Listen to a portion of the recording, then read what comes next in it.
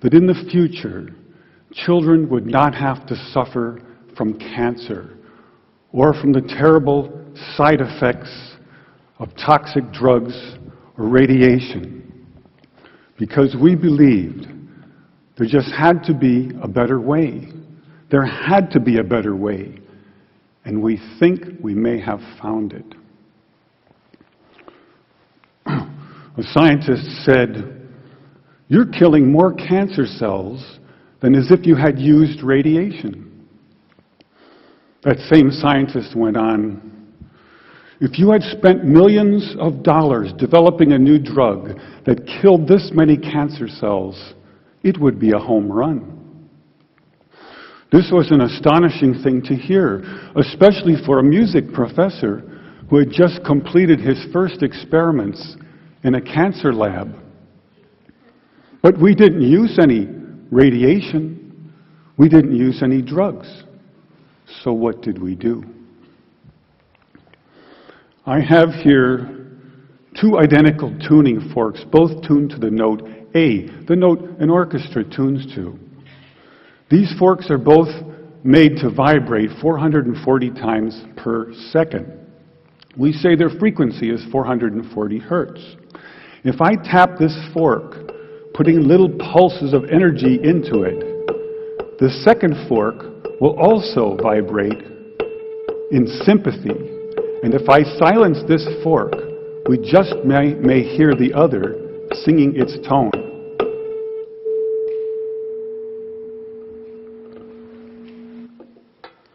We say that I'm inducing a sympathetic resonant vibration in the second fork. It only works because both forks are tuned to the exact same frequency. Now, many of us have seen this very charming young man on the internet who shatters crystal glasses with his powerful voice. But if you watch him carefully, you'll see that first he taps the glass with his finger and listens. The glass sings its natural resonant pitch. Then he takes a deep breath and sings a loud, long note. He induces a resonant vibration in the crystal glass. The vibration grows larger and larger and larger until the glass is shattered. On the other end of the scale, we have a giant bridge made out of concrete and steel, a suspension bridge, the Tacoma Narrows Bridge. Cars and trucks and buses are going over it every day. And unfortunately, where they built this bridge, there was a steady wind blowing across it. And one day this wind induces a small vibration in the bridge, hardly noticeable. But the frequency of the vibration matches the resonant frequency of some part of the bridge. And the vibration gets larger and larger and larger until the bridge collapses into the river below. A destructive resonant frequency. So on one end of the scale, we have a giant concrete and steel bridge destroyed by resonance. And on the other, we have a small crystal glass shattered. So maybe we could shatter something even smaller, something really small, something you would need a microscope to see. Maybe we could shatter a living microorganism. But to do that, you'd need some sort of theory to serve as a basis. And we find that basis in a wonderful book called The Rainbow and the Worm, The Physics of Organisms, by a scientist, Mei-Wan Ho. And that book makes a very strong case that living organisms and cells are liquid crystals, or in the least, they have many properties of liquid crystals. Now, we're all familiar with liquid crystals because they are in our laptop computer screens. LCD display, liquid crystal display. And we can change the qualities of the liquid crystals in our computer screen by sending special electronic signals to it. We can change the color and the shape on the screen with these signals. So maybe we could change a biological living liquid crystal with a special electronic signal. But in order to do that, we would need some kind of device.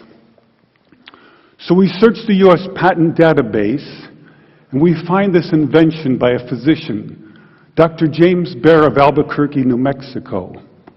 It's called a resonant frequency therapy device, and its purpose is to induce a resonant vibration in a living organism or cell. And there are two really important things about this device. The first is that it uses a very special kind of antenna. They take a hollow glass sphere, they evacuate the air, they put in some helium gas, and when we send in our electronic signals, the helium gas lights up like a fluorescent light. An electrified gas is called a plasma. So this is called a plasma antenna. And it has many special properties uniquely suited for this kind of work.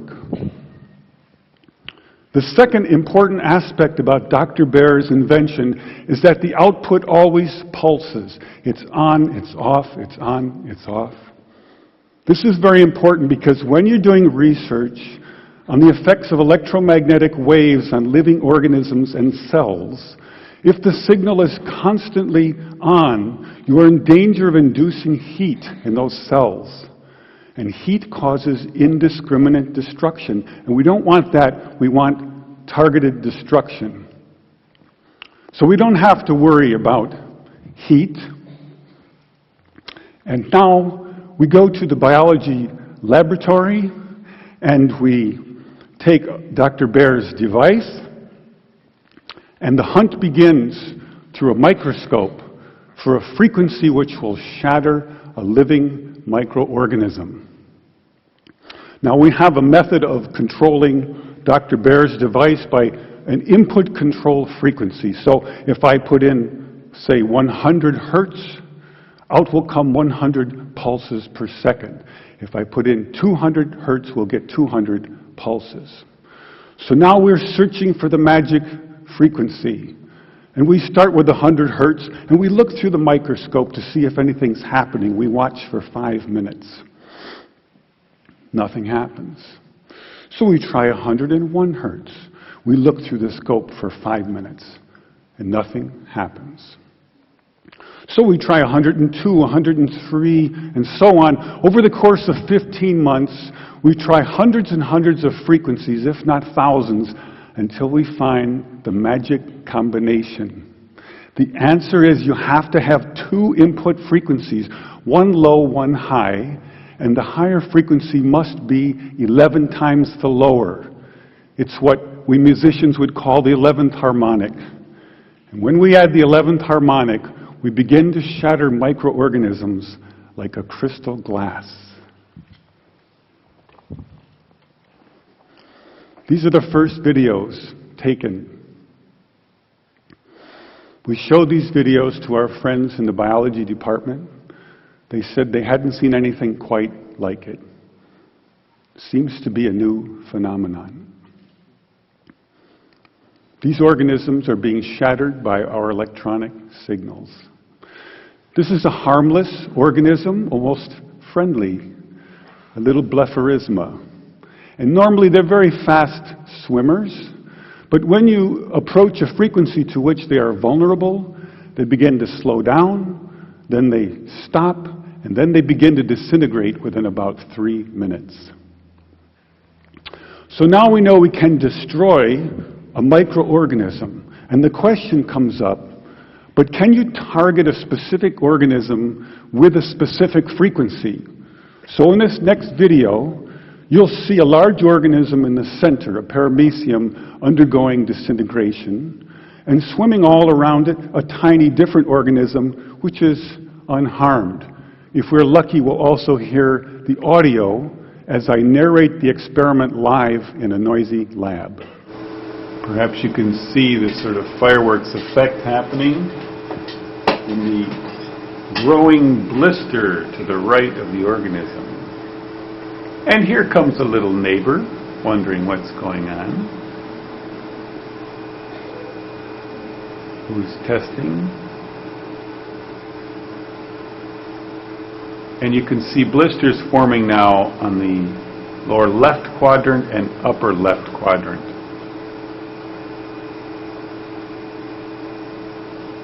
The shape is now changing. And a major explosion out the top. So now we have some evidence that we can target specific microorganisms with specific frequencies. And we make several more videos, and we film the destruction of hundreds of microorganisms. And about this time, we meet a cancer researcher, and we show them these videos. And this results in an invitation to spend 4 months in a cancer research lab trying to shatter cancer cells. This is our setup in the lab. You can see the microscope with cancer cells on it. Here's the plasma tube, and here's my little frequency control box. So first we attack pancreatic cancer. Take a good look at this slide, because the next one will look quite different. After we treat these cells, they change their shape and size, and they begin to grow long, rope-like structures out the sides. They look something like antennas.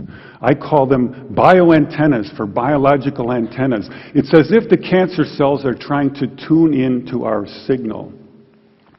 It also turns out this is the beginning of a process of destruction for cancer cells. We now know that cancer is vulnerable between the frequencies of 100,000 hertz and 300,000 hertz. So now we attack leukemia cells. Leukemia cell number 1 tries to grow a copy of itself, but the new cell is shattered into dozens of fragments and scattered across the slide. Leukemia cell number 2 then hyperinflates and also dies. Leukemia cell number 3 then tries to make another cancer cell. The new cell is shattered and the original cell dies.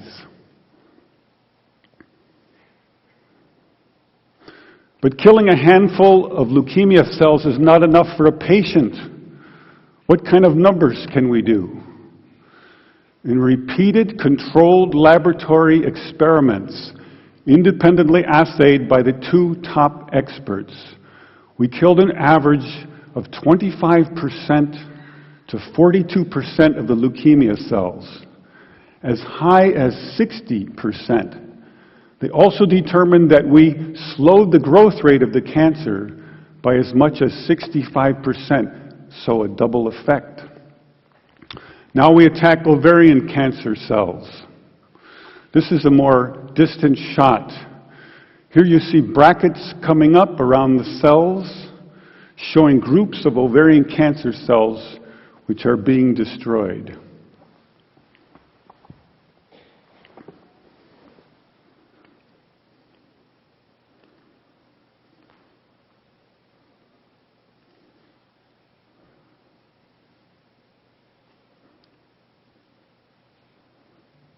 You can see by the end of the video that a great many ovarian cancer cells were destroyed. Now we attack pancreatic cancer once more. In the center of the screen is a clump of pancreatic cancer cells, like a microtumor under the microscope.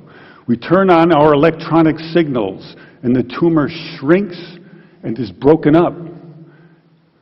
The cells are disconnecting, disaggregating, the opposite of forming a tumor. And some of the cells are destroyed.